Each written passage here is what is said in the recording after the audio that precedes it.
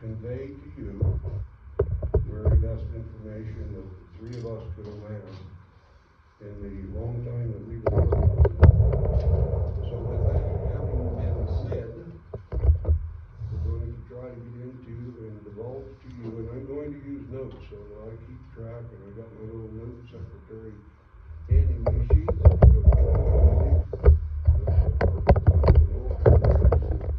She's going to hand me the papers as I need them. The first thing we're going to do is get into the life of one Alfred Andrews. Oh, my glasses on. Alfred Andrews was, as we find out later, an unscrupulous character. He was born February 6th of 1868 in Ponsonby, England, some 300 miles from London.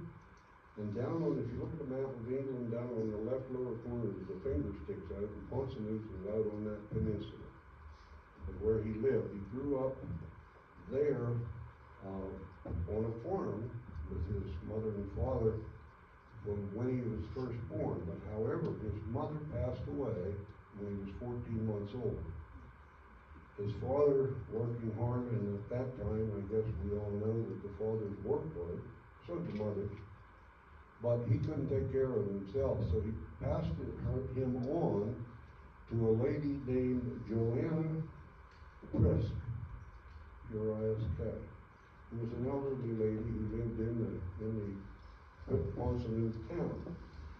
He lived with her in her house until he was 12 or 14 years old.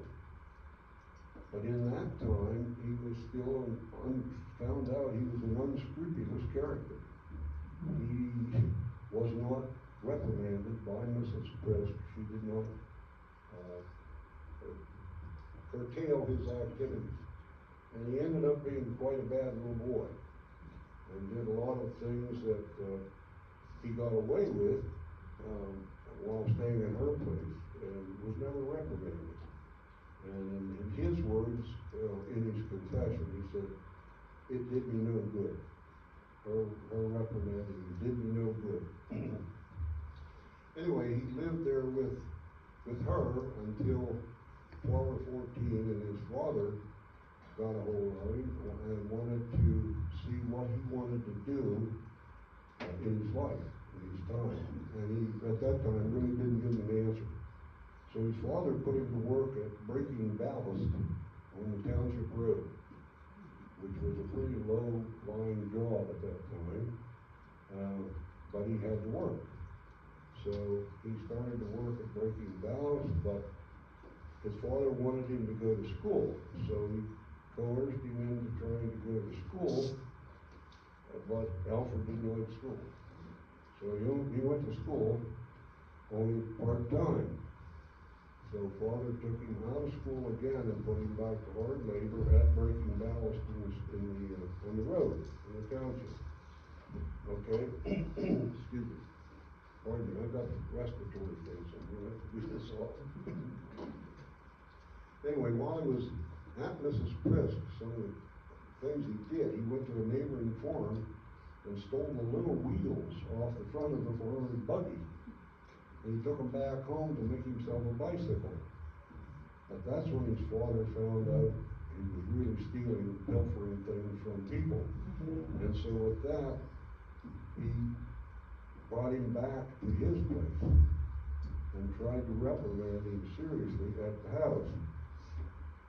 But Mrs. Prisk said no, she was going to keep him there.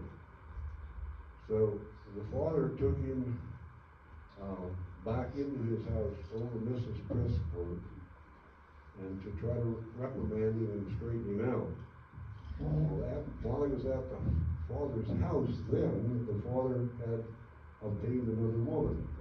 So he had a stepmother at the house. Well, the stepmother and he didn't get along well at all. And probably not all her fault, I'm not sure of that. But they didn't get along well. And so he was not happy at the stepmother's house. But anyway, he stayed there and worked on the farm, milking cows and doing whatever needed to be done. In the meantime, the father was a butcher also and sold meat over in the market in the city. One particular, one particular Saturday, I presume it was, he didn't sell all of his meat. So he brought the excess home and put it in the meat house and bolted the door shut. During the night, the stepmother went out and unbolted or unlocked, opened the door to let the dogs in. And the dogs destroyed the meat. She blamed it on Alfred. Okay, so she was not very reputable either. She blamed it on Alfred. So when the father found out, I think it was Monday morning, that the dogs had ruined the meat, he took the broom handle and was going down to beat Alfred, who was down in the barn milking the cattle. She ran ahead of the father and said, Alfred's got to run, your dad's going to kill you, run. So he took off up the road, and the father took after him and chased him about a mile, according to his own confession.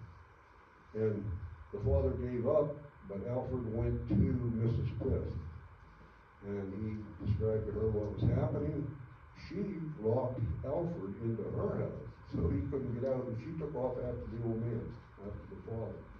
She was going to straighten him out, and she caught up to him, and he said, bring him back. And she said, no, never, until you're going to treat him better.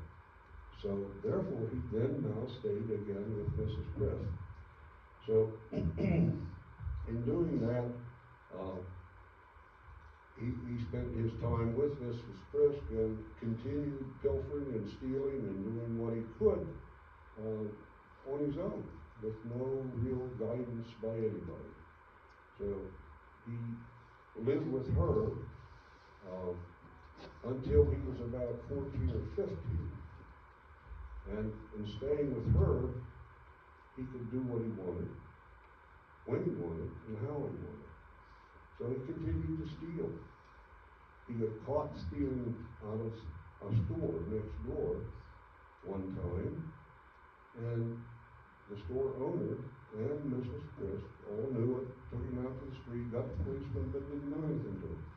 Even at that, he gave the money back, and he didn't punish him, which was not good for the young man.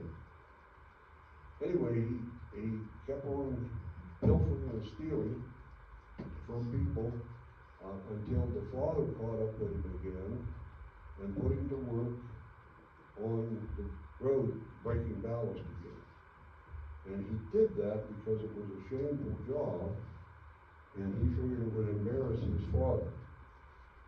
But he did that and continued working and stealing as much as he could and getting away with it, all the time learning all this bad stuff that really wasn't good for him. Anyway, one night in particular, he broke into the store again and stole 17 pounds, which at that time he said was worth $85.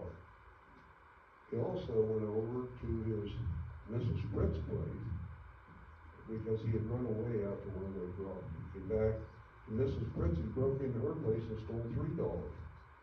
So he had now 20 pounds, and he took off for London, 300 miles away, run away.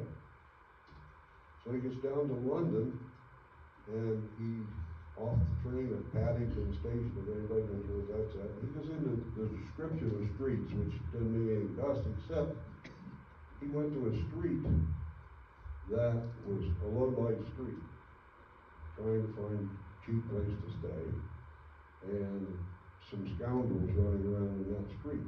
So he's with bad people with lots of money. So he stayed there about 3 months, not working, just spending this 20 pounds that he had. And finally, after the money is disappearing, he realizes he has to go to work. Still staying in a low-life house is what you call it, written. He went to a place to get a job and applied some kind of a job he saw advertised, and apparently stood there with his hands in his pocket, which I I thought rather amusing, asking for this job. And he told the guy what he could do and everything. The guy said, no, you're not hired. Get out of here and don't come back, because you had your hands in your pocket. I can't trust you. Now, that must have been a sign of the times, I guess. But anyway, he left there and went to down the street, got a job as a dishwasher in a restaurant. And he washed dishes there for some 2 or 3 months in this restaurant, was still staying at the low-life house. But with the job, he was making enough money to pay his rent and continue living there and working his way down. But while he was there, he continued stealing and pilfering. He stole 2 watches, a lady's watch and a gentleman's watch from someplace, and there's no explanation of where he got them, whether it was out of the restaurant or what. There's no real explanation of that. Anyway, he had those items. He stole, among other things, some money, and he kept that himself. Well, he ended up going on, I've got to make sure where I'm at. He escaped to a place called Windsor Castle from that house. And at Windsor Castle, he was going to stay there. On his way, he needed a little bit of money. So he took the lady's watch to a pawn shop and gave the watch to the pawn keeper for some money. The pawn keeper apparently realized that this was a stolen watch. It had the lady's initials in it. So he said, go away and come back in a little bit and I'll tell you how much I can give you for it. So he goes out someplace, and in the meantime, she gets the policeman catches him. Okay? Brings him back to the pawn shop, and is this the guy that brought you the watch? Yes, it is. Okay, you're under arrest. Okay, so first time really arrested. Okay, now they apparently had known about the other merchandise he had, so they wanted to know where it was. And so he told them, well, on the way down here, I had met a soldier. And since I wanted to get into the military, I got a hold of this soldier because I thought he was a recruiter. And so I became friends with him, and it must have been a couple of days passed in here. They went to the fairgrounds and got drunk. And in the process of getting drunk, apparently the soldier paid for the booze, so he gave the soldier the gentleman's watch. Okay? He tells this to the policeman, and that sort of try to ease his situation. So the policeman take him to the army barracks to identify the soldier. Well, there's a whole group of soldiers, and he identifies one who turns out not to be correct. So now we got a problem. We got to find the correct one. So somehow or another, they found about a soldier who was in a fight and was in a hospital. So they took him to the hospital, and lo and behold, it was the soldier they had given the watch to, and the soldier had the watch, somebody. So they sentenced him. They sentenced Alfred to 2 months at hard labor, and they sentenced the soldier to 6 months because he was in the army. He got more punishment than the other guy. He should have known better.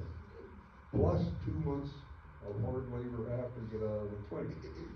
Okay, so Alfred serves his time in the prison, and at the end of the prison, the police bought him a ticket and shipped him back home, back up to Pennsylvania.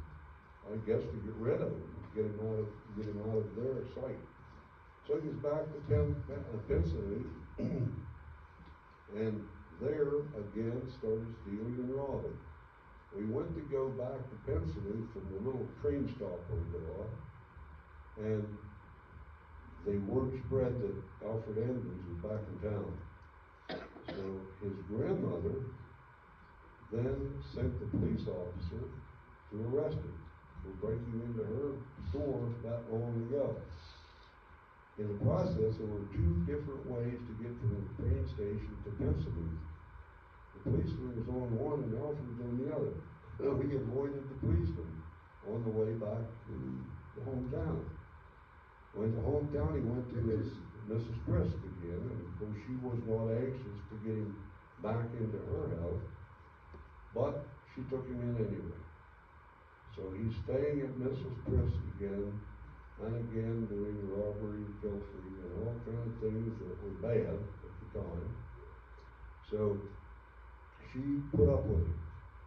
But in the ensuing period of him staying there, she must have chastised him for something at one time or another, and they got into a fight.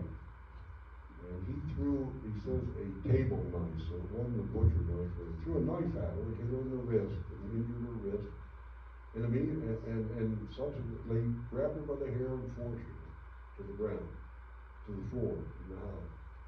And apparently threatened to kill her, because she begged, according to him, for mercy not to kill her, and that he could stay there if he promised to be good for a while yet again. And she let him go. Well, then after that, she was kind of uneasy with him staying there. So he escaped from her place and he walked over to a town called Falmouth, some 7 miles away, and he was going to join a warship in the Navy. And he tried to get on the Ganges warship, filled out all the paperwork and everything, but he had to have his father's signature, of course, which he didn't have. So he couldn't get on the warship. So he went back to the grandmother's house again, where Mrs. Price began. And he's staying there again with Mrs. Price. She took him back in, and he promised her that he'd be a good boy. He's going to quit all this stealing and robbing and carrying on. But in the meantime, he denied ever having been back to Ponsonby. But he had been back there the night before, or 2 nights before, and broke into the grandmother's store again when they didn't even know it, and stole socks and tobacco and a bunch of good stuff out of the store. Anyway, the grandmother finds out he's at Mrs. Price. So she sends the policeman over to check him at Mrs. Price. Check his socks, because he had this certain socks that he had stolen. Mrs. Price had already done that and made him take the socks off. So when the policeman got there, he checks his feet. They're not the right socks. So they don't know that he stole the socks again. So he escaped again out of that deal. So he's one lucky bad scoundrel, is what it amounts to. But anyway, he goes back to Mrs. Price and stayed there for a bit with her again, promising again her that he would be a better boy. Well, he wasn't. He met his father again shortly thereafter, promising to be a better boy than his father. And again, his father wanted him to be something. So he asked him what he wanted to be, and he said he wanted to be a carpenter.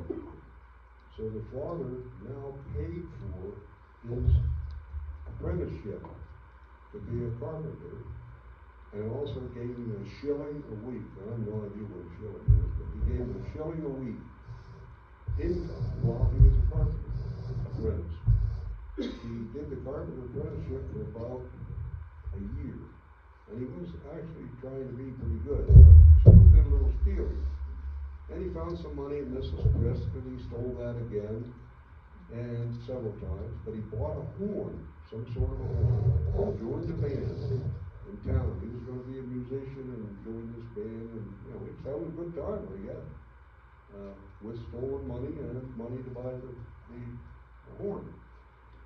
But after that, they got in another argument, and he was going to kill her again. And she said, "You'll go to the hanging, you'll go to the gallows." He said, "I don't care." That's what his answer to him. All this is based upon a written confession. We don't care. Nancy won't do it. Anyway, it was then that he decided to go to America. England was too bad, or England was going to catch up with him. And there's somewhere we found the evidence or a story that one of the major reasons that he decided to get out of England, besides all this robbery and pilfering he did, that he had actually instigated the blow up of a munitions factory. And we found several mentions of this, but we can't find the munitions factory or the actual proof that he did it. But he was supposed to have blown up, or caused to be blown up, a munitions factory which killed several people. And he was afraid that they were going to catch up with him with that, so he decided to go to America. So Mrs. Chris begged him not to go. She wanted him to stay there with her again and be a good boy. But after a while she relented and actually bought him the ticket and the passage to come to America. So he took the ticket and passage and went down to a port in England, and he got on the ship called the City of Chester, which was an inland line ship. It was the name of the line, the shipping line. Anyway, got on the ship in the City of Chester and came to New York. And he arrived at Castle Garden in New York. And I tried to find out, I really didn't come up with a real accurate place, but anyway, he arrived in Castle Garden in New York on a Friday. And got off the ship, and apparently Saturday, he's wandering around trying to figure out what to do, and he decided for some reason he had heard about Wilkes-Barre. Going to go to Wilkes-Barre to get a job. So he goes to the railroad station and he hopped a freight train. Well, he got on the wrong freight train. And he ended up, of all places, in Altoona, Pennsylvania. So he gets off the train in Altoona and finds out where he's at. Okay, I'm here. You know, it's cold here too. Wilkes-Barre would have been hard cold, Pennsylvania, it was Altoona soft cold. So anyway, he met an Irishman there who knew about a job at a mine called Baker's Mine, which was up above the infamous Horseshoe Curve. So it was up toward Blitzen, someplace up there. He goes up and gets a job at the mine up on the Horseshoe Curve. And he worked there a month or so, and he ran into a guy named Jay Morris, and that's all we have as a name, but Jay Morris was from Cameron County. So he got a hold, Jay Morris got a hold, convinced him to go with him to Cameron, to the mines there. And he worked 2 months at that mine. So he didn't stay long at any one place, but all the places he was at, he would still pilfer and steal. Anyway, he goes to Cameron with this Morris guy, and he worked there for a while, and he finally got tired of that. The mine shut down, and he decided, of all reasons, who knows, to go to Lock Haven. So he hopped the freight and came to Lock Haven. Down at Lock Haven, he worked for a man by the name of Peck as a livery man, working the horses and working in the livery stable. And he stayed there through the fall and into the spring to try to keep warm in the winter of 1885 and 1886. After that, or during that period of time, he got sick for some bug, and he went to George Runyon's Central Hotel. It was a hospital in Rome. He stayed there about 2 weeks and got healed up, and he went from there then off the freight and went to West Kading, which is just down the river from Kading. And he stayed there only a couple of days in West Kading, and he decided then to go on up to Kading, which was the crossroads of a lot of railroads and rivers. We know where that's at. And he stayed there and worked there with a man named George Reed for about 2 months in Kading. And he must have got tired of Kading, where he stole everything he could steal, and he went from there back to Beach Creek. Now, that would have been a little bit of a tassel to get back to Beach Creek, because he had to come down the river and back up the river to get to Beach Creek. Okay. He worked there at Beach Creek for about 3 months for a J.D. Murray, who was unbelievably one of his own countrymen, an Englishman who had come over here and settled in Beach Creek. So they got along pretty well. He worked with him for about 3 months at Beach Creek. And after he worked at that, if for some reason he got tired, he went on down the river to Castanea, which is just across the river from Lock Haven, just on the other side of the river. And there he worked for John McLeod. Now McLeod, he was a livery man for John McLeod, the teamster. McLeod apparently had teams, horses, and all stuff. In the meantime, McLeod's brother came down from Smethport in McKean County to buy a team of horses from his brother. And in so doing, he bought the team of horses that Alfred Andrews was driving, teamster with. So when you bought the horses, you got the teamster. So he ends up going with the team of horses up to Smethport. So he goes back with the horses to Smethport, and he was working and driving the team up there in Smethport. And he stayed with him for a while up there in Smethport, driving and working. The winter's coming on, and he didn't want out in the cold. So he went to a farm owned by an A. Perry. And he got next to him and his wife, and he got a job there, working on the farm for the winter, for room and board. So he got inside in the heat, out of the cold winter, staying with these people. Now these Perrys had a brother, nephew, somebody, J. Perry, who was an avid hunter, and he stayed there as well. So in the winter, they accumulated, and I assume he helped hunt 50 fox furs, and they had them hanging in the spring, drying on the porch. So one night, Alfred goes out and he steals all 50 fox furs, and takes them into the woods someplace and hides them, and stayed there for an additional day or two, whatever, I don't know. Finally, he decides that he's going to take these fox furs into Smethport and get the bounty. So he does. But he gets into Smethport, and the justice, I assume the justice of the peace when he got the bounty, had heard about the fox fur being stolen. So he knew it was stolen. So the justice told him, well, just wait a little bit. I'll get the money for you. Well, Alfred knew that the jig was up, so he said he had other business to do. So he took off, and he didn't stay for the money. He made a footnote later that Mr. Perry did get the money for his fox furs, and he was nice enough to carry them through Smethport for him. So he did Perry a favor carrying the fox furs all to Smethport. Anyway, he left Smethport and got on the freight and went over to Olean, New York, just wandering around. And on the train, he didn't like Olean apparently. He went to Salamanca. Maybe they had the casino up there then. I don't know. Anyway, he went to Salamanca, and in that journey, he made friends with two hobos, two hobos, and they were going to Pittsburgh.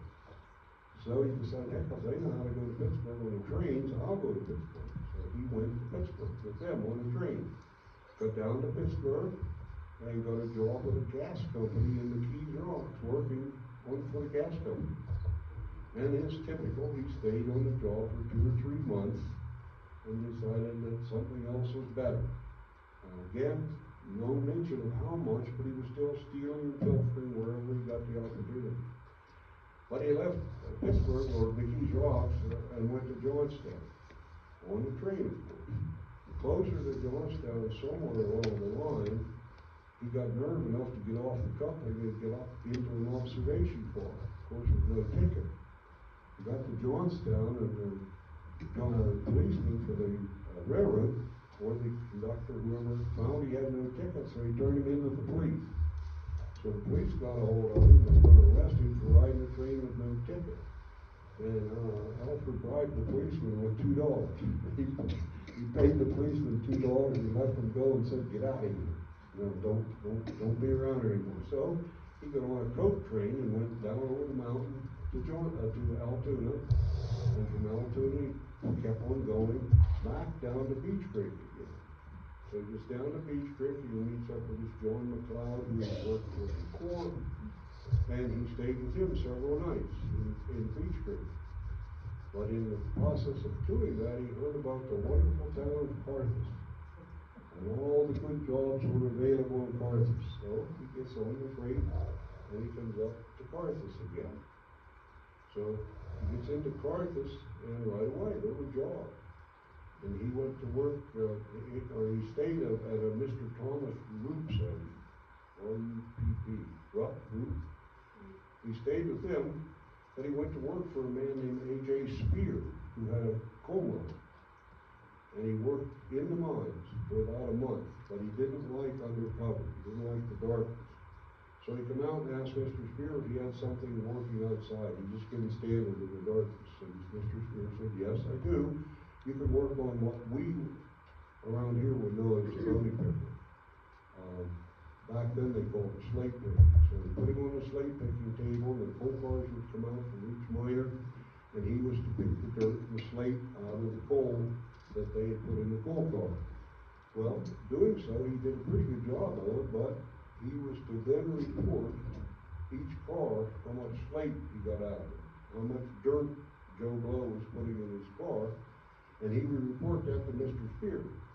Then Mr. Spear would dock money from the guy's car for coal for what Andrews said the dirt was in the coal. So, doing that to all the cars, he found favor with Mr. Spear, but ill favor with many, many people around the town of Carthage. He was now on the wrong side of them for reporting too much dirt, etc., and they were losing money. Anyway, he worked the slate table for a good while and got tired of that. Mr. Spear then put him out prospecting coal. First put him in the brake house, where they were greasing the cars and taking care of the machines and stuff.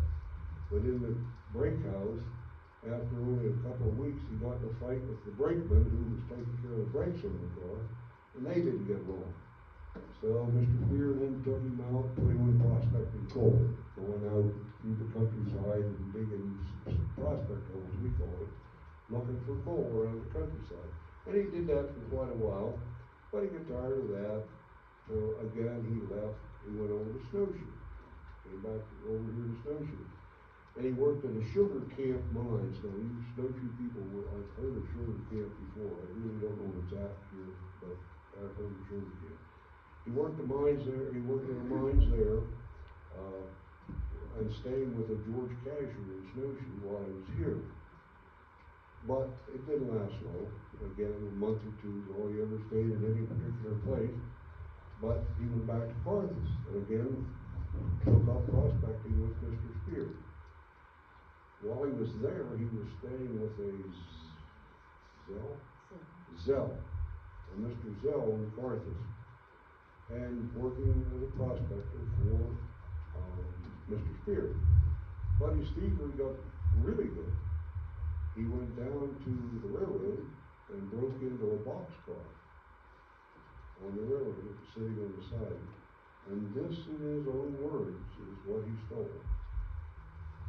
4 pair of boots, 6 pair of shoes, 1 cheese, 1 barrel of salt, meat, 1 box of coffee, 1 box of soap, 1 box of tobacco, 12 boxes of cigars, and 3 barrels of flour. And he hid it all in the woods someplace. But the railroad brought their detectives in, and they searched and couldn't find it. Didn't arrest anybody, couldn't find any thieves. So he thought, well, we did so well that time. Let's try it again about 2 weeks later. This time he broke into the railroad depot. And he just describes how he did it by the sliding doors. You see that? He pushed the doors open. And in that robbery, they got, a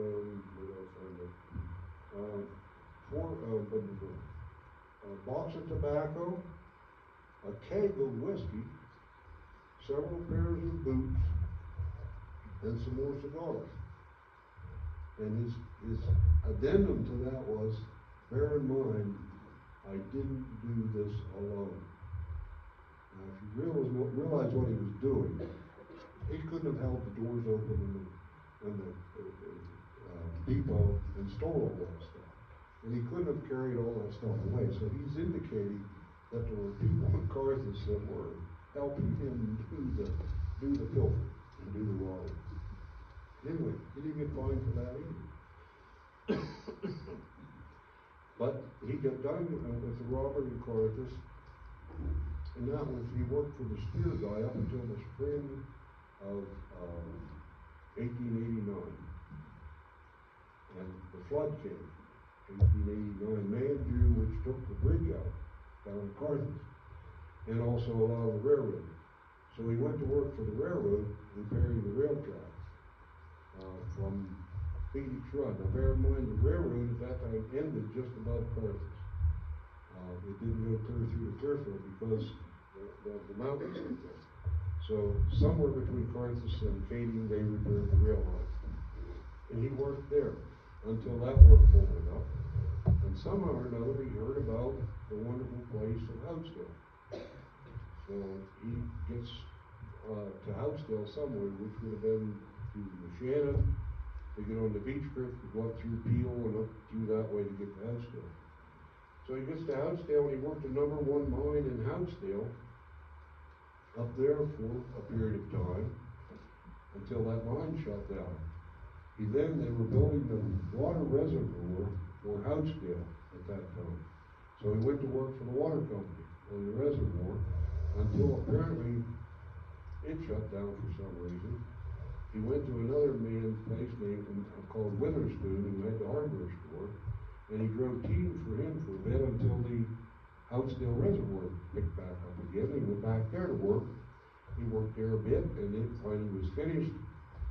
He took the check he got from the reservoir for $10.50, and he went to Fleming's Hardware.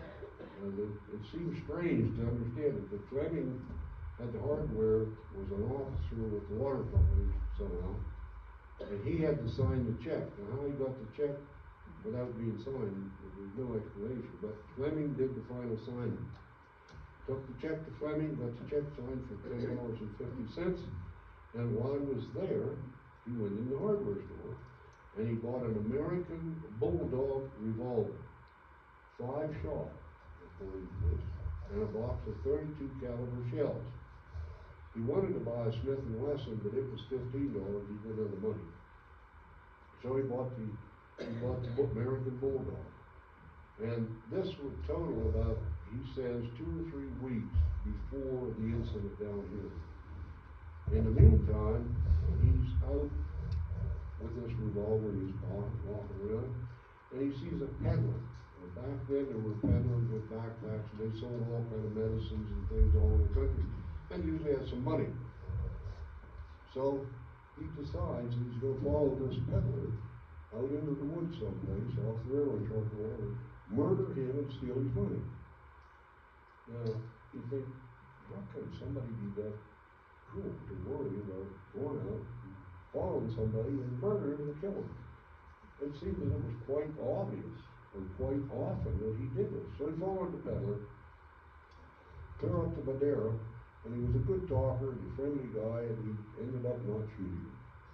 So they came back to Houtzdale, and there was a fair, carnival, something in Houtzdale at the Opera House that night. So the peddler stopped at a house to sell stuff in the south end of town. He went home for supper. After supper, he came back looking for him, going to kill him again. So he couldn't find him anywhere except at the Opera House with lots of people around. So that saved this peddler's life. So he didn't shoot him. Okay, so then he goes back home. Well, and then the next day or so, a peddler came to his house selling picture frames. So he bought 3 picture frames from this fellow, peddler, and he decided that when the peddler leaves, the peddler asked how to get to Sterling. So he said, well, this is how you go to Sterling, and he let him go a while, and he tried to follow and kill him, but the guy outdid him, and he did not get to kill him. So he came back home again, and that night on the way back, he entered Witherspoon's hardware store, livery, and stole chop, I assume, for his own animals. I assume that. And didn't get caught with that. So he's back home again and not working, laying around. He found a job with Ed Pool. Pooler, Pooler. Pooler owned the house that he was renting in. So he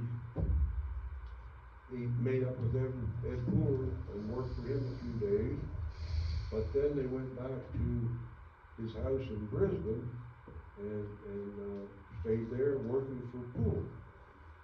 But on the 26th of November, he decided to leave Brisbane. He was going to Loch Haven and try to rob some of the rich people he had found in Loch Haven and murder and kill and plunder any place he could find, I think. He made his way through Beach Creek, or through Phillipsburg, to Beach Creek, to Munson, to Gordon Heights, which is in back of Shannon, and there were no trains running, so he had to walk from there clear into Shannon, and he got a ride with somebody on a buggy toward Carthus. He decided to change his mind and come back to Carthus because there were 3 people in Carthus that he really wanted to go kill. So he's working his way back to Carthus, and the guy in the buggy takes him so far, he asks the driver of the buggy about some place he could stay for the night. It was apparently getting dark, and the buggy driver told him that a Mrs. Croft, and there's some word whether it was Craft or Croft, and typing back it up, different. So the Croft word is repeated more often than not. Somewhere between here and Shannon. Don't know exactly where her house was, but anyway, he went to Mrs. Croft's and he stayed the night and had supper there with them, and he says that he read religious books during the night and got up the next morning, had breakfast there, and left between 7 and 8 in the morning, heading toward Carthus, walking of course. Now, coming from this area to Carthus, he did not want to be seen because he had in mind killing all these people in Carthus. So he didn't want people to know he was there. So he walked the road out in public, and he'll give an explanation later to that. And he walked the road, but when he would see somebody, he would hide in the woods or wherever he could. And he was successful doing that on several occasions. That he was able to escape people and not let them see him.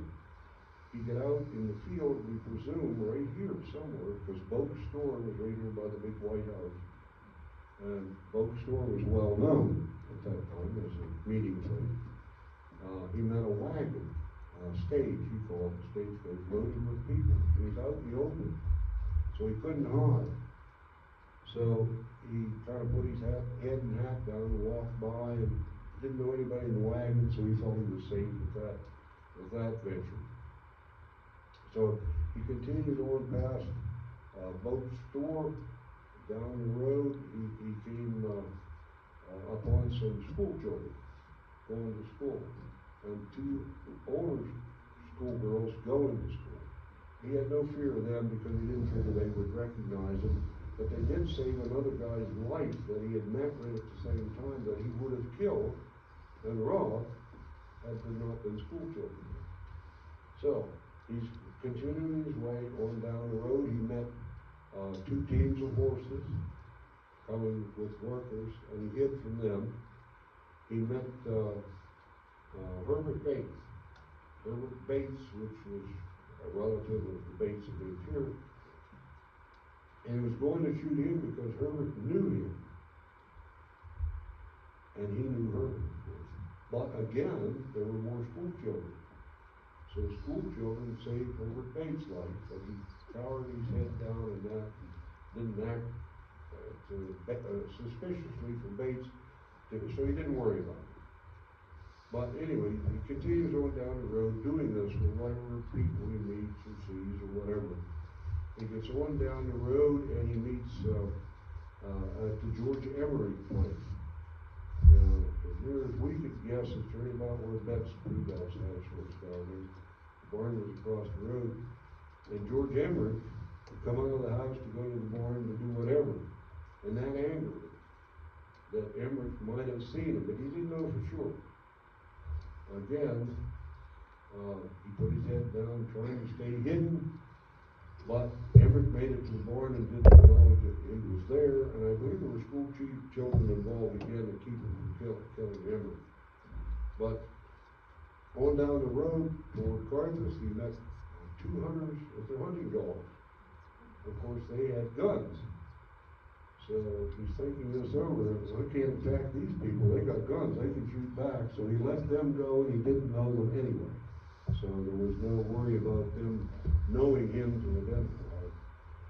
So he continues on down the road, and he passed George Hodollar. I thought that was a joke, Hodollar. But that was really this guy's name. And it ends up that Hodollar was the guy who had the ferry across the river after the bridge was washed out. So he knew Hodollar, but he went by Hodollar's house, serendipity. Nobody recognized him. Nobody saw him. So he was happy going by Hodollar. He didn't think anybody saw him. He continued on down the road past the Mrs. Watson's house. And at that point, he sees this young lady in front of him, walking down the road.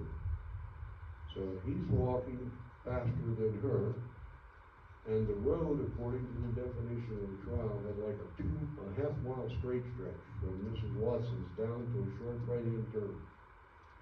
So he's following this young lady down the road, and he overtakes her before the right-hand turn. He goes around the turn and continues on down toward Carthage, and things start rattling in his brain if he had one. Hey, that was a nice young lady back there. So he stops and he retraces his track back to the young lady. So he's walking back toward her now, and he approaches her, coming back up the road, and he asks, "What's your name?" Price. Price. Price's daughter? David Price? Yes. She answers yes. So he continued on beyond her, looking for a letter. He had asked her if she had found a letter laying on the road. That was his excuse for coming back. And a few feet back, he decides to turn around and approach her. So he turns around, goes back down to her, and attempted to accost her. She started running into the woods, and he chased her. Now he has his revolver in his hand, and he's chasing this young lady. She has a basket on her right arm that she kept hold of. But he chased her anyway. And apparently she turned then and started up the road and screamed. And having screamed, he was afraid that somebody would have heard him. And so he started shooting. He shot 5 shots at her and put her down, face down in the mud in the road. And he walked up to her and walked around her on the right-hand side. And you'll learn why this is important later. He walked around her, she's laying motionless in the mud. He continues on past her and found a path to the left. So he takes this path to get away. And he goes out a ways on that path, and he emptied the cartridges out of his revolver and reloaded it again. And he decided, she's laying in the road, I better get rid of the body. So he goes back to the body again, and he's going to drag her over into the woods to hide the body. But then he gets to thinking, somebody might come around that curve at any time now and see me here with the body. So he leaves on down the road toward Carthage to get away. And at that point, of course, Clara Price is laying there dead in the body. We're going to give you the history of Clara Price. The unfortunate young woman who encountered Alfred Andrews that fateful day was 16-year-old Clara Price of Carthage. She was born June 16, 1873 in Carthage to David Price, age 34, and Margaret Heise, Heise Price, age 17. Clara was described as free-spirited, muscular, and strong. Her father, David, had been born in Carthage in 1839 and was a veteran of the Civil War. He served from 1861 to 1864, was wounded and taken prison at Andersonville. He returned home a hero. After coming back to Carthage, he married Margaret, and they had 7 children between the years of 1873 and 1887. He was a well-known lumberman and farmer. Clara, we can assume, being the eldest child, would have been expected to help with the younger siblings, the household chores, and the farm chores. Another son was born to them in 1891 after Clara's death. Why was Clara across the Susquehanna on November 27, 1889, the day before Thanksgiving? Well, she had been staying several weeks with Mrs. Eugene Meeker. She was providing company for her while Eugene was away working in the lumber camp in Frenchville. That morning, Clara decided she was missing her family and she wanted to visit them and buy a few things at the store. She packed a basket of small family gifts and headed down the river towards Carthage, headed down the wagon road towards the river. However, her life was cut short by an evil 21-year-old man. Another half mile and she would have been safely at the river. After the murder, Clara lay face down on the muddy road for approximately 1.5 hours before being discovered.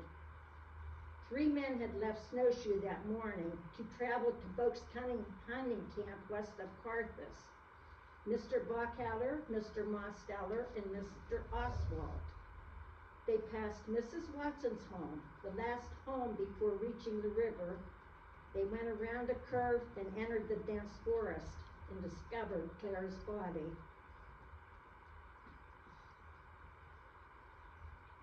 They immediately rushed to Carthage to convey the sad news to the residents.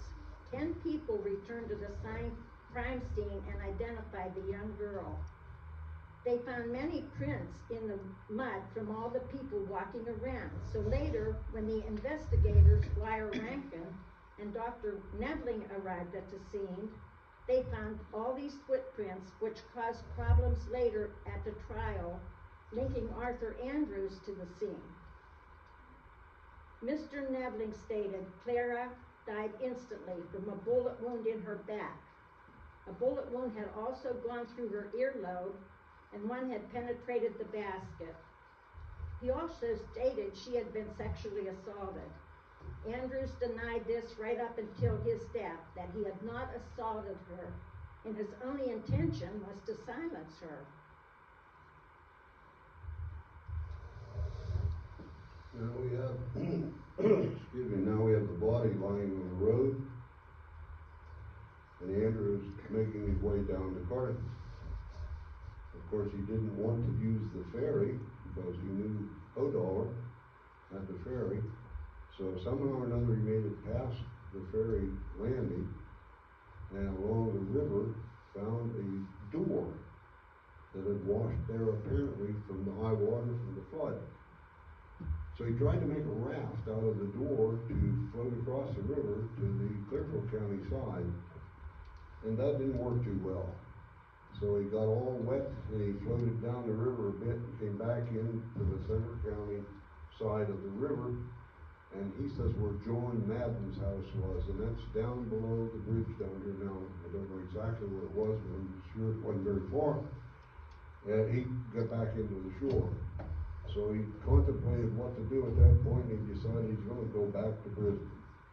Now he wanted to go into Carthage to stay the night to kill and rob W.B. Potter, H.W. Zell, and A.J. Spear, the guy he worked for money and for revenge for some of the things they allegedly had done to him, although most of them were really decent people. Anyway, he sat there on the riverbank for a bit and decided to climb the mountain. So he climbed the mountain up to get a better view of Carthus, and in doing so, he broke the sole of his shoe. It came loose from the shoe. So he gets to the top of the mountain, sits on a log, contemplating now what to do. So the sole flopping on his shoe, I guess, wasn't working well, so he cut it off. And now he's walking on a half-sole shoe, I guess you call it. Anyway, he decided to get back to Brisbane.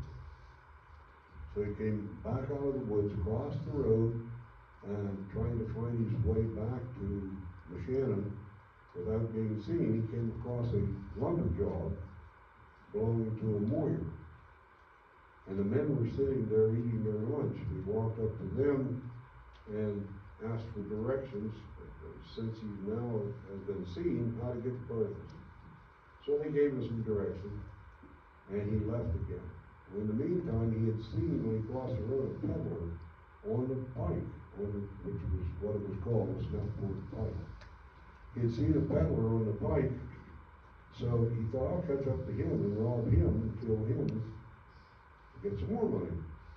But he couldn't do that, and in so doing, he wandered around, and he came back into the moyer job again. And he said, I just looked lost, wandering around.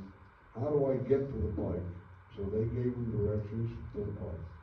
In so doing, he's down by another farm, and he runs into a Mr. Smith down there and asked him the same thing. And Smith said, I'll walk you down a way. So they walk together toward the pike until he sees where he's going. And he says, the fact that the lumbermen were still sitting up in the woods, he didn't shoot Smith because he was afraid he would have been hurt.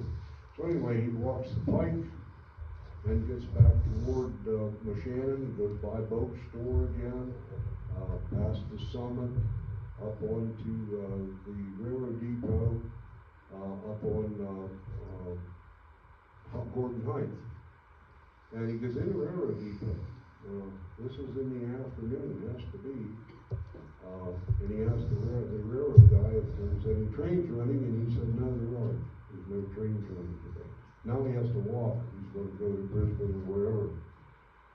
So he leaves there, and he starts walking toward Munson, out that way to get to Brisbane. And lo and behold, he finds a hand car that was sitting along off the track. So he put the hand car on the track and he run it, presumably up to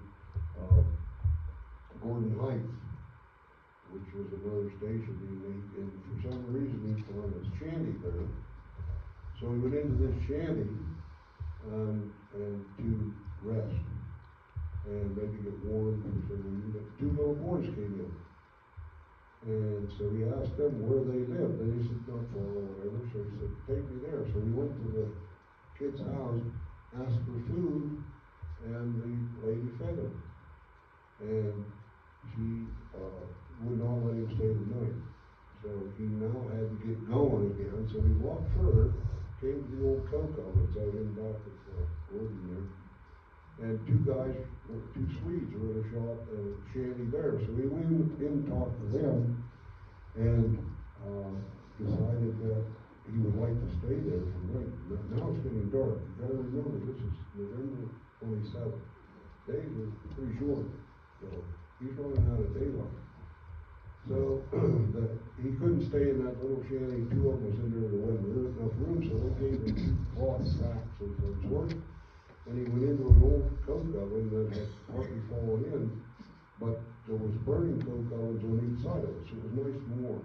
He dried out and stayed there all night. He was going to get up early in the morning and go in and rob, shoot, kill the two Swedes and steal their stuff. But he slept in, and he was afraid to do it that way. So he took off down the road again, walking, heading back toward Munson. And he got up to Munson's Corner and was going to go to Clearfield. Changed his mind. He was apparently a spur in the railroad there. He was going to go to Clearfield, but he changed his mind and decided that he's going to continue right on to Munson. So he got on a train, off the train, and worked his way up toward Phillipsburg on the Munson line. And at Phillipsburg, he continued on to Brisbane, and he says and admits that from there to Brisbane, there was very little activity, just traveling all he did. So he gets to Brisbane, his home, at 2:30 on Thanksgiving Day. Apparently he had a meal with his wife and kids at the Munson place. Friday he admits to not doing anything. Saturday, probably rested, I guess. Saturday morning he gets up and he puts his work shoes on and went to work someplace. But he came home at lunchtime and put on his lighter shoes. So in the afternoon he went to the store in either Hudson or Brisbane, I'm not sure, and with his lighter shoes on, and bought whatever he needed at the store, and he asked the storekeeper if he had the Grit. Now, you old timers here know what the Grit was. The Grit was a world famous newspaper out of Williamsport, and he wanted to see if they had made news on the murder in Carthage. So he read the Grit, and it doesn't say whether there was or wasn't. We don't really know. But anyway, he comes back home on Saturday afternoon, and it becomes dark. And apparently they needed something to eat, so he gets into his own chicken coop and cuts the head off, gets a chicken, cuts the head off this rooster. And he claims that's where we'll later find out blood came when he shoot. Anyway, they cooked the chicken, they had supper, whatever. In the meantime, he took the revolver that he bought and wrapped it in a red flannel cloth and hid it, buried it in the chicken coop. Good place to bury chickens out of all fresh dirt. They'd track over it, nobody'd see it again. So he buried the revolver in the chicken coop and didn't have it on his possession. So that night went by. Next morning he gets up, he gets to Ed Pooler again, and they're discussing life, whatever. And Ed Pooler comes to his house, and they go to the basement to get potatoes, but Ed Pooler had lots of potatoes, and his basement was not adequate to keep the potatoes from freezing. So they were looking in the basement of the house Andrews was in, by the way, it was owned by Ed Pooler, looking in that basement for storing potatoes. And while they were in there, along comes the sheriff, a man named Truman, Wolf, and Simler, who was a policeman in Phillipsburg. They had gotten word and tracked down evidence that Andrews was the perpetrator. So they come into the basement, and Truman remarked to Simler, "That's him." Truman identified Alfred Andrews as Alfred Andrews. So he was subsequently arrested, taken right away into Houtzdale, and they got at a hotel, and they got dinner at the hotel in Houtzdale, and stayed the night in Houtzdale with Detective Simler.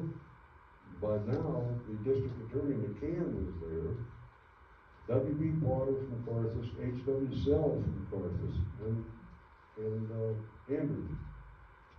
The next morning, they get up and went to, that night, after supper, I'm ahead of it, after supper, they took the wagon to Phillipsburg where there was a lockup, and they locked him up in Phillipsburg for the night. The next morning, December 2nd, is when all of them got on the wagon and they took him to Belfort, where they locked him up in the Belfort Center County Jail.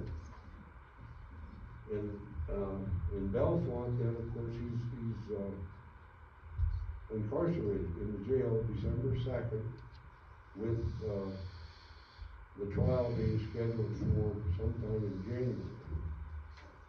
I'm trying to get through this. So the next thing that we're talking about is the trial in January for his murder. Now, there's some notes made that when he was in jail, he shared a cell with a Mr. Hopkins. I forget his first name. Seeley. William Seeley. Seeley. He went by Seeley. Seeley Hopkins. He was sharing a cell with Seeley Hopkins in the Center County Jail.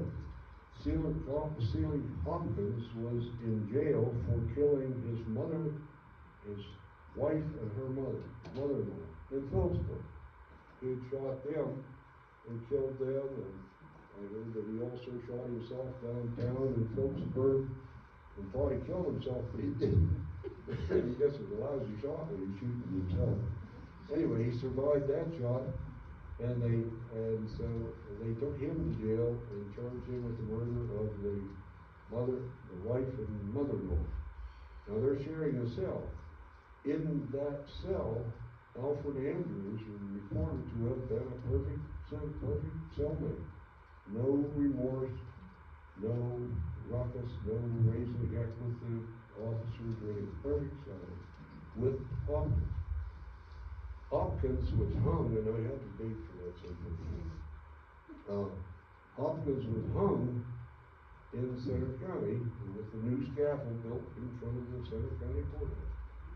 But somehow or another, when Hopkins was hung, they practiced with the hanging rope so many times that they frazzled him.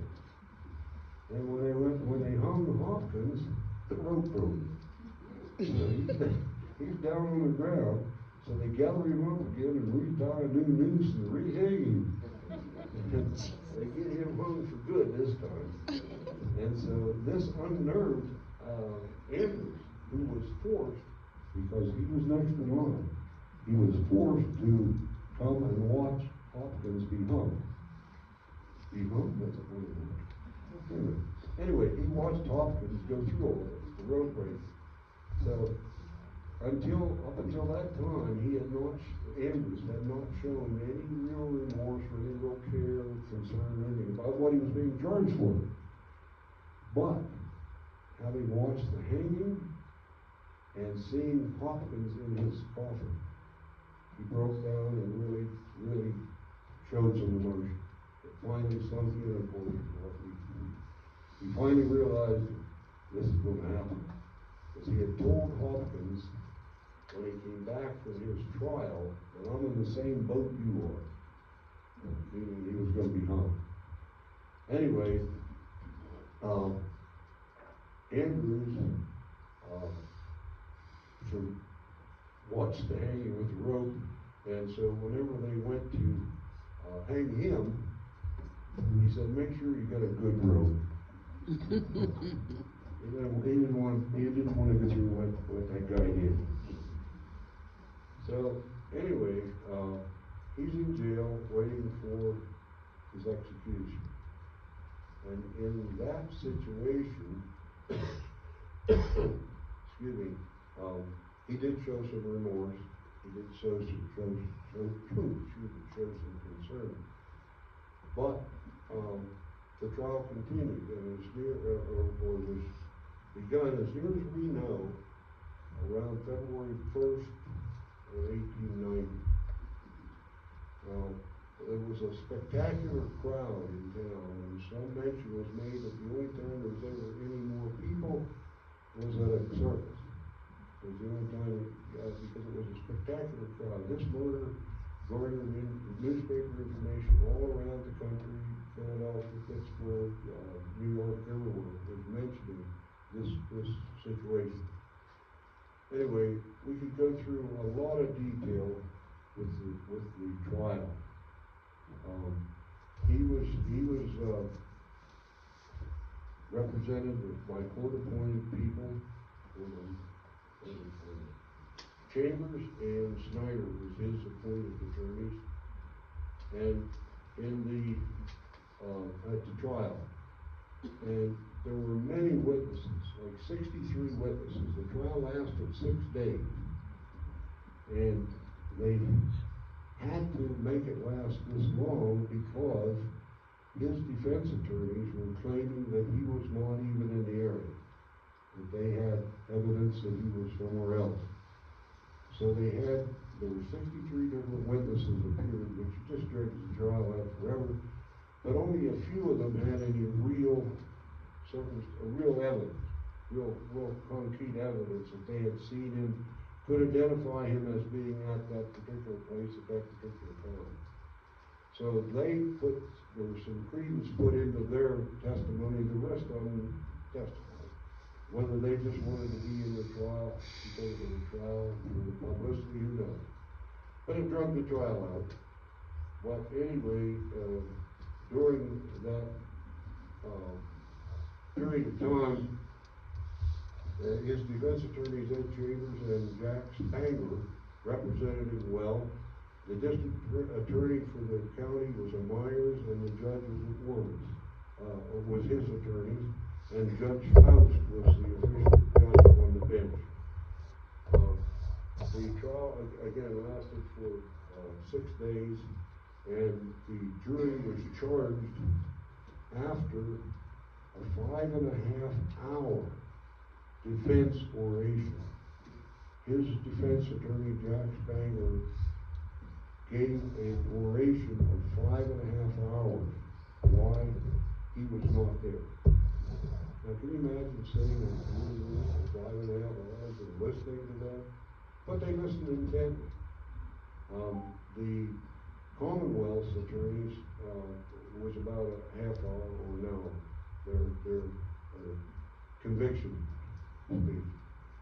The jury was charged, I think about 4 o'clock in the afternoon, and for 2.5 hours they deliberated and came back out around 7, and of course the crowd rushed in, and everybody's sitting waiting, and the jurors were charged one at a time, each name, and each clearly pronounced guilty. Guilty, guilty, guilty. So the judge, of course, then pronounced him officially guilty. The judge sentenced him to death by hanging. But the judge does not set the hanging date. The governor sets the hanging date. So they left the courthouse and with him found guilty, and he was reprimanded back to the jail, and in the jail, his attorneys, Chambers and Spangler, came in and told him of the dire situation he was in. With the evidence presented and all the information there, an appeal would not do any good. They said, you don't have a chance, you're not going to get an appeal, you're not going to get a reprieve, you're done. It's going to be death by hanging. And so, having heard that, they also said, why don't you just own up and confess to everything? And he agreed. And he gave a complete, which is on record, confession of what all actually did happen. And that's recorded, and we have some information from that here. The prisoner, again, was model prisoner, right up until the fact that he was going to be hung. He read religious books while he was sitting in jail. Caused no trouble. When it came to the hanging time, which was April 9th of 1890, April 9th of 1890, he was in good spirits. He ate a breakfast. About 10 o'clock, they came and led him out to the gallows. The sheriff, Austin First, and some of his deputies, and the judge was Austin First, the sheriff was Cook. They let him out, and then when he sees the crowd, he waves to people he recognized in the crowd, which was alleged to be about 500 people that were there to see the hanging, because that was a spectacle back at that time. And so he waved to the people that he knew in the crowd and climbed the gallows, and was there awaiting execution with no remorse, no, it wasn't on his face. But he asked for a glass of water, a drink of water. They gave him water, and he did then, from right there, say he was sorry for taking that girl's life. He wished he could atone for all the things that he stole and taking her life, and he hoped that he would be put to meet her. So anyway, he's there, and they put the black noose or hood over his head, the noose on his neck, and he's standing on the trap door, and within seconds the trap door sprung. He hung 7 feet and broke his neck. He hangs there for a few minutes, convulsing, and that was it. 3 doctors then came in up to the site and pronounced the extinction of life. He was dead. So they put him down on the ground, and from there on, Joanne will have some information about that. After the hanging of Alfred, no one claimed his body, which created the dilemma for the county commissioners. So they turned his remains over to Undertaker Solomon Confer from Milesburg. Even though Andrews had gotten very religious in prison and had also been baptized on March 16th in jail by Reverend Howe, the Bellefonte and Milesburg cemeteries would not permit his remains to be put in their graveyards. So, Confer donated a coffin, and reports say Alfred was buried on a hillside or Stanley Watson farm in Milesburg. However, others suspect his body was donated for dissection, which was often done in those days to provide training for medical students. Whatever scenario you choose to believe, he has an unmarked final resting place.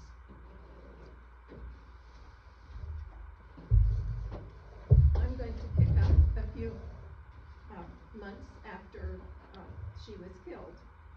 And I'm going to talk about the grave marker and the roadside marker. This is from the Democratic Watchman on March 7, 1890, a monument to Clara Price.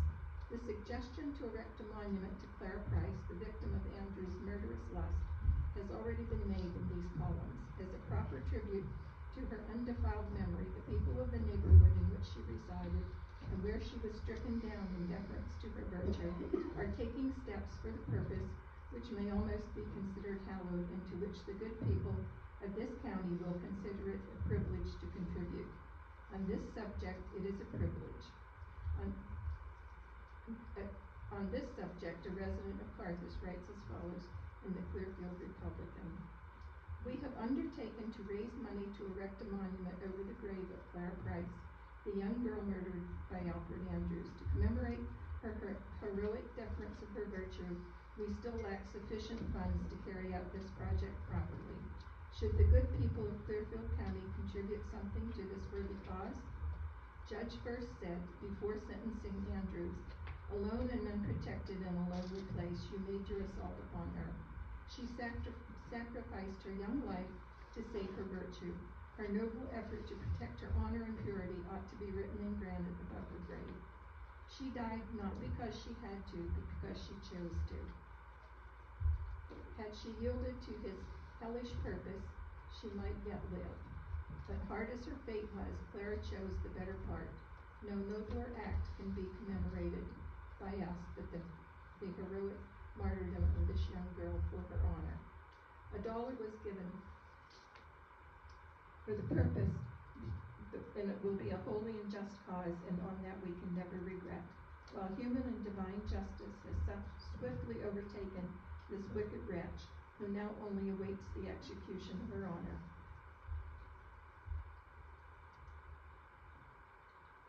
Will not someone take a little time going around and collect what they can and transmit it to any of the following committee: E.L. Gilliland, Pottersdale, PA, J.A. Heckendorn, or William B. Potter, Carthus, who will duly acknowledge the same. Any contributions for this purpose sent to the Watchman will be promptly acknowledged and duly sent to the above parties. And we do have one record of that. It says, we acknowledge the receipt of a contribution of $1 to the Clara Price Monument Fund from Miss Celia Armour of Bellefonte. Any other contributions to this worthy object will be sent to this office, will be duly acknowledged and forwarded. Then again in July of 1890, the Clara Price Monument. The contract for the construction and erection of the monument to Clara Price has been awarded to J.R. Batchelder, proprietor of the Lock Haven Granite and Marble Works, and the design for the monument has been agreed upon. When completed, the monument will be erected over the grave of Clara at Keewaydin, and a day will be set apart for unveiling it to the gaze for the public. The committee to receive the bids were composed of W.B. Potter, J.A. Heckendorn, and E.L. Gilliland, and the design of Mr. Batchelder was selected from among those of 9 competitors. The monument will be of the best quality of dark quincy granite, of spire form, and will be 14 feet 6 inches in height. The spire or shaft will be 9 feet and 1 foot 1 inch square. On the inscription block will be the following inscription: born June 16, 1871, died November 27, 1881, aged 17 years, 5 months, and 11 days. Murdered near Carthage, PA, November 27, 1889, by Alfred Andrews. Virtue hath its reward in life, as well as after death. My life for my honor. In the bottom base, a hole will be cut 10 inches long, 5 inches wide, and 4 inches deep, in which will be placed a tin box containing a list of the names of subscribers to the Monument Fund, copies of the county papers, and such articles as are usually placed in a cornerstone. The cost of the monument will be between $300 and $400. The next paragraph, the next day, the Clara Price Monument. The unveiling of the Clara Price Monument will take place on Saturday, November 29th at the Keewaydin Cemetery, 4 miles from Carthage. The exercises will commence at 1 o'clock p.m. by Reverend D. McKinley of Clearfield, who will deliver the oration. The orator is a cousin of Congressman McKinley of Tara fame and is a superior orator. The monument, the cost of which actually cost $318, is of quincy granite and is appropriately inscribed in the cornerstone will be placed a list of the subscribers, together with a number of papers containing accounts of the murder, trial, and execution of Andrews. The unveiling will take place on the first anniversary of the death of the unfortunate girl. So we're going to talk about the gravestones in the Keewaydin Cemetery, but also the roadside marker. And so the roadside marker is referred to as a cenotaph, which is a monument erected in honor of a person whose remains are elsewhere, was placed near the area where Clara was murdered by Mr. D.M. Hutchinson, who roamed the forest of the area and who died in 1997 at the age of 93. He replaced the old murder site cenotaph marker with a new one. Later, when his new marker disappeared, he replaced it with a permanent memorial monument. So that tells us that there had been 3 monuments.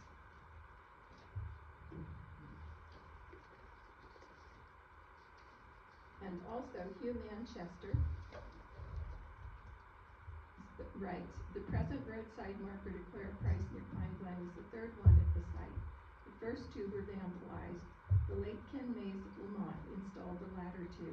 Paul Dubs discovered the first one gone, and Don Hutchison assisted Ken with the 3rd one. I became involved with the 2nd one. That was Hugh Manchester. And another paragraph says, and it was Clara's presence, Mr. and Mrs. David Price of Carthage later erected a tall granite monument on her grave in Keewaydin Cemetery, inscribed on each side of its base. They also erected a small marker at the spot beyond the river in Center County where her death took place. Well, you have heard about the stolen cenotaph. And I am going to talk a little bit about that. And that's where the story begins. That is pretty amazing how it was actually returned to Burnside Township.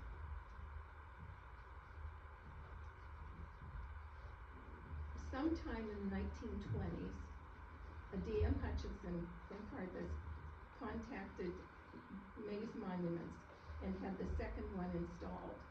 And then they decided, because the first one had been so vandalized by people, when they drove by, would stop and chip a little piece off the monument, they decided to, for this second one, they decided to put a wire cage around it to try to prevent people from doing that. We're not exactly sure when it disappeared.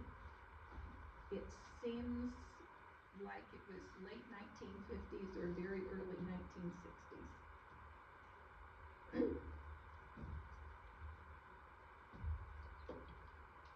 And then for the third one that is now on the roadside, just down the road from here, D.M. Hutchinson and Millard Askey again went to Mays Monuments in 1963 and had the one installed that is now in the area where we're talking about. So let me tell you the story about the stolen cenotaph. The story begins in 2012.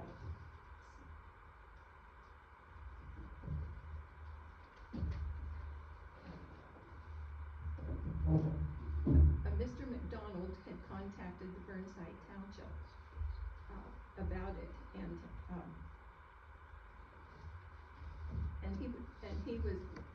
he had uncovered it and wanted to return it.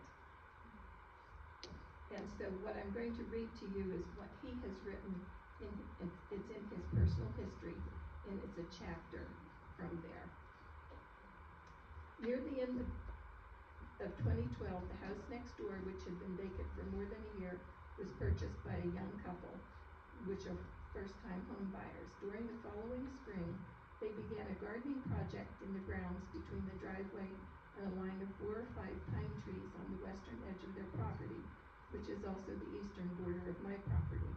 While digging up the soil next to the driveway to prepare the ground for planting, Jim discovered a large stone object not more than 5 inches beneath the surface. As he lifted it to an upright position, he was surprised to find that it had been engraved with names and a date. The object he uncovered was a cenotaph commemorating the murder of a 16-year-old girl in 1889. The engraving from top to bottom reads, Clara Price murdered November 27, 1889 by Alfred Andrews. Alfred Andrews became the prime suspect soon after the murder and was tried and convicted during the following months and was hanged on April 19, 1890, less than 5 months after the murder. Not only had the murder taken place long ago, but the marker uncovered next door was from a site far west where it was found here in Chester County. The cenotaph had originally been placed at the side of the dirt road where the 16-year-old girl was discovered by 3 hunters. Today it is known as the Pine Glen Road. Originally it was known as the Snowshoe to Carthage Turnpike, which is about 190 miles northwest of here. Clara is buried in Keewaydon Cemetery about 2 miles from the site where she was killed. The cenotaph, now found here in Chester County, had been erected at the site of the murder in the 1920s. As near as can be determined, the stone went missing decades later, presumably during the late 50s or 1960s. But I cannot confirm a date. To replace the original stone after it went missing, there is now a rounded granite marker low to the ground, which continues to be maintained by Burnside Township. The houses on this road in the area were built during the 1950s. One story seems to indicate that perhaps the stone was buried out here at the side of the then dirt road before the houses were constructed. Then he questions, why would someone cart a heavy stone marker 190 miles just to bury it at the side of an uninhabited dirt road in Chester County? If that had actually happened before these houses were built, I find it very difficult to believe that when the house next door was constructed along with its driveway, how could the stone not have been found at that time? The cenotaph was found in 2013 in a shallow grave, so to speak, within inches of the current paved driveway. I firmly believe that the stone was buried there after the driveway was constructed, therefore likely done so by the previous owners of the house now occupied by the current neighbor. The previous owners have been dead several years, but before the wife passed away in 2015, my new neighbor was able to contact her to find out if she could shed any light on the discovery, but she had no comment. My speculation is that the man of the house, being a hunter, took a trip to Center County, a prime hunting area, with some hunting buddies and came upon the marker in the middle of nowhere. Someone got the bright idea that wouldn't that be a great conversation piece in our newly built basement bar. That makes a good story, but sadly I have nothing to report that theory. Being that my current neighbors are employed with full-time jobs, they gave me the opportunity to explore the origin of the stone. We all became fascinated with the fact that it came from a site more than 3 hours away from here. My neighbor is the one who has dubbed it the murder stone. I made contact with the people at Burnside Township in Carthus, and they were very happy with the discovery. I was going to take the stone out to them in my truck, but they insisted on coming out here to get it themselves. And I believe Jason Harder is the one who actually took the trip. It is now on display inside their facility and can be seen on request or when there are special events such as the Apple Butter Festival held each year during October. The longer I ponder this discovery in my neighbor's yard, the more I find it difficult to believe that this object was just dropped off in a random spot along a dirt road many miles away from where it belongs, and then decades later found near a driveway more than a century after the murder of Clara Price. All that being said, and not meaning to cast aspersions on the dead, but I find it more story-worthy to conclude that my original neighbor went out to Center County on a hunting trip with friends and relatives. Being they were young and a mischievous nature and had a tendency to indulge in the brew, came upon this marker and decided to give it a new home in their basement bar. After years of enjoyment and perhaps maturation of worldly views and a mellowing of the need to have such plunder in their basement, became guilty of their acquisition and not knowing how to amend the situation, or even how to, or if to, return it to its original location, decided to just bury their mistake next to the driveway, out of sight, out of mind. And so, although we still do not have all the answers about what really happened, but we do know that it was in Chester County and that it's now returned.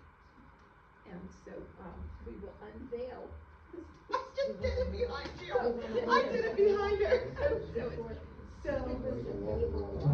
And there are some photos and such up here on the table for you to see more history about it and to see the cenotaph.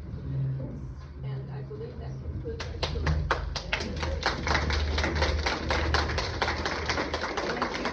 Thank you. Let me see if there's any questions or concerns. So we're going to take a quick break to potty and take any refreshments, come back and sit down. We're going to give away the 50-50 now in case anybody needs to run, as well as the basket.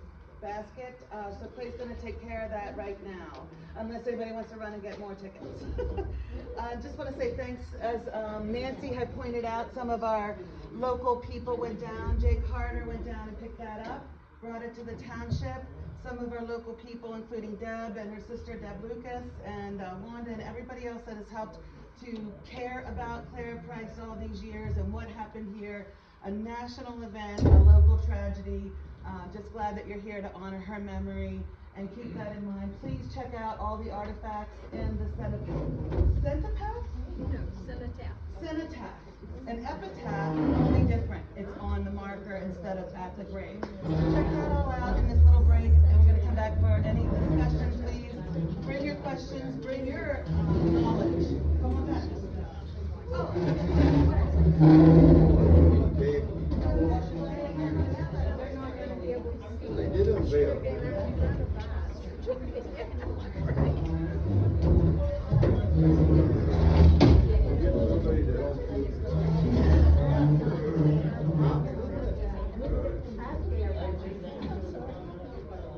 just move it straight over.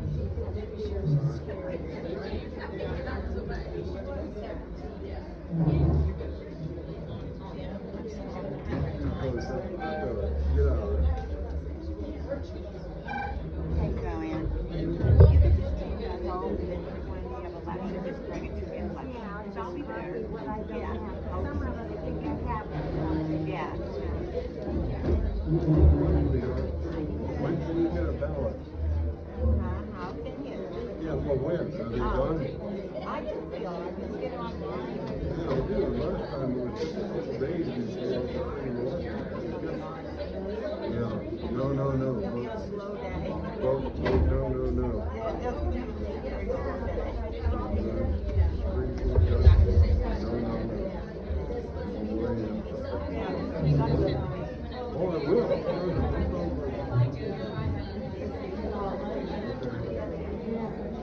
I'll be there.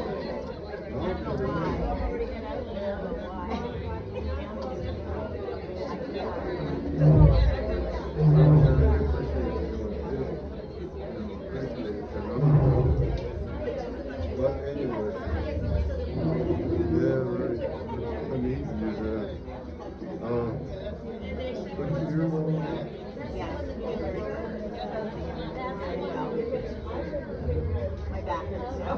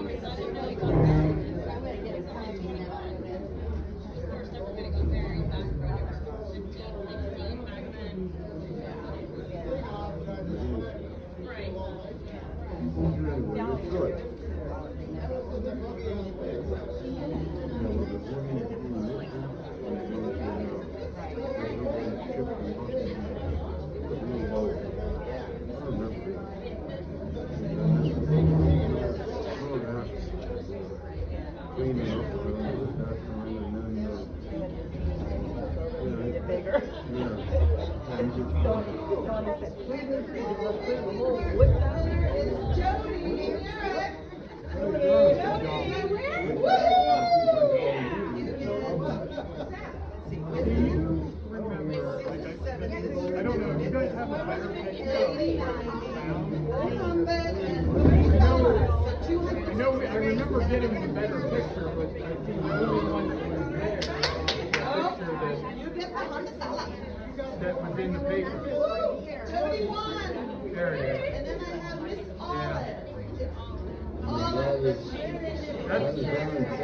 Yeah, that's where I picked it up at. She went to the back. And that's exactly the way we found it. Well, it was in his truck, but we walked over and looked where it was found. No, I've never seen it.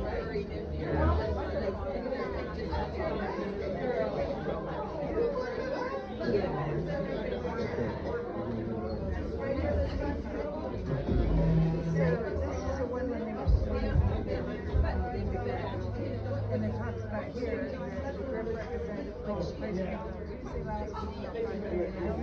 and it talks about him, but it goes on to say that she's engaged to advise him. And he was overcome, but then it goes on to say, Oh, she was. he was, She was.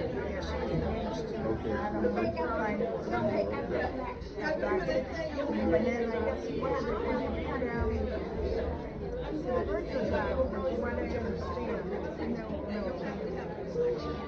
Or what? military. Oh, yeah. Well, from what I understand, right, from what I understand, he was down, so she wasn't finding him. And that's where they were.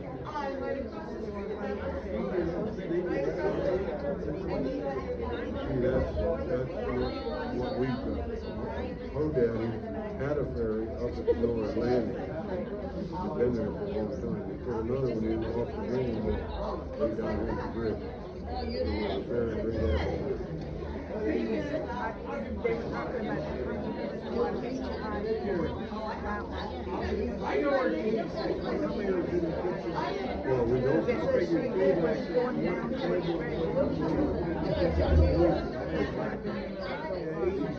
No, friggin' walk. No, man. And then they said that they figured that leads down about where the not, but you know, not that far down. Yeah, we tried to find Steve and Herb down there. And we couldn't find that location. I had to clean the house. Didn't even get anything. And then I knew who she was. His wife. Borrowed a roasting pan. She was on the married myself. And then one of them, Mrs. Price gave them, but they never returned it. The roasting pan was like an old back then. So then it talked about how finally Mrs. Price was held to go after Mrs. Price was feeling on Friday, but she tried to how do you say to her mother, she thinks perhaps she would tell her that they made up there and didn't see her in the rest of the family. So they thought that was really horrifying.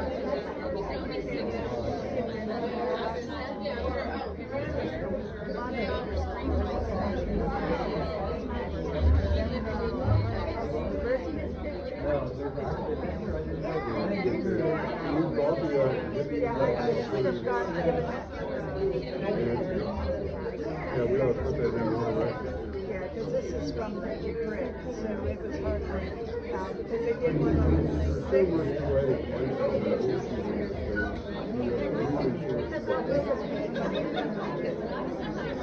And then here's when they started looking on the center place. And then here's your salad. And then how they offered $150.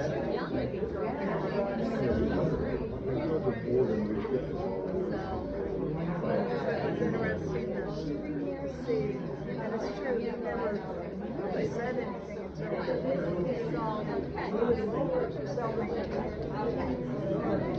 And then finally he got convicted.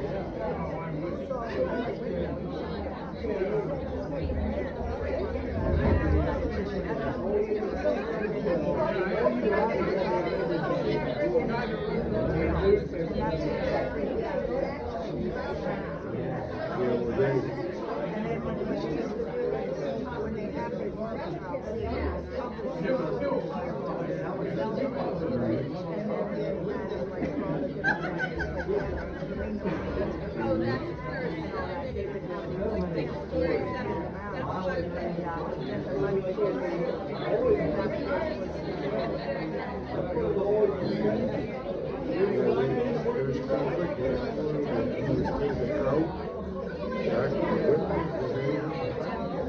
And then he was back in the field with his own body, and that's when he really broke down. You know, we weren't there, we don't know. Yeah, but that's what he saw what happened. He saw them pick him up and put him up. And then the people that were really YMCA,